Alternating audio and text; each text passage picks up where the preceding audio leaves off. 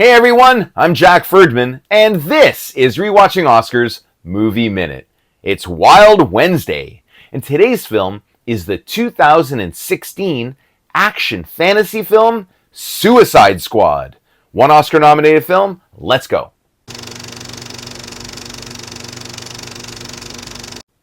Now, Suicide Squad was directed by David Ayer and stars Will Smith, Jared Leto, Margot Robbie, and Viola Davis.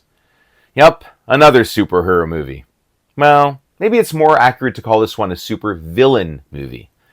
The third installment of the DC Extended Universe revolves around a secret government agency that recruits imprisoned villains to carry out dangerous Black Ops missions in exchange for reduced sentences. At the same time, the Joker has his own chaotic plans. Okay, let me just get right to it.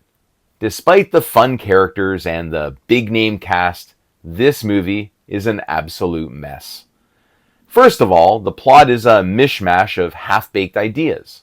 The script fails to give these villains any real development, which is so frustrating because the potential was right there. The direction, equally rough. David Ayer just doesn't seem to know what tone he's going for, leaving the film gimmicky and all over the place.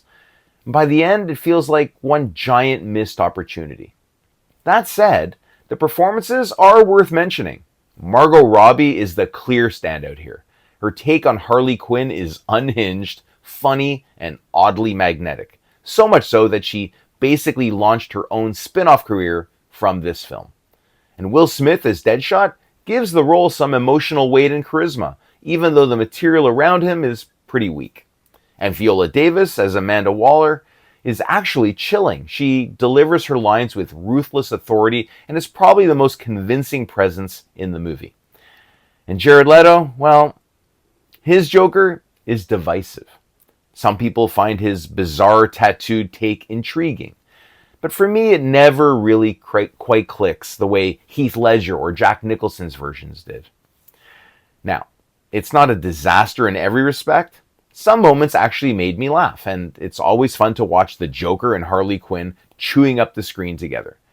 But overall, the writing and execution drag it down.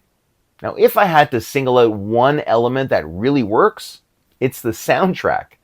Hearing songs like Fortunate Son and Sympathy for the Devil really helps. But let's be honest, great music alone doesn't save the film. The action scenes are forgettable, and the characters are undercooked, and there isn't a single memorable set piece that truly stands out. Wow. At best, Suicide Squad is fine background entertainment, but compared to what it could have been, it's a huge letdown. This one is getting a D+ from me.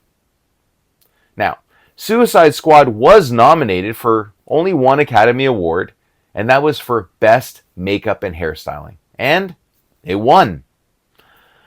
Join me again tomorrow for another Oscar-nominated film right here on Rewatching Oscars Movie Minute. Because if the Academy took notice, it's worth a rewatch.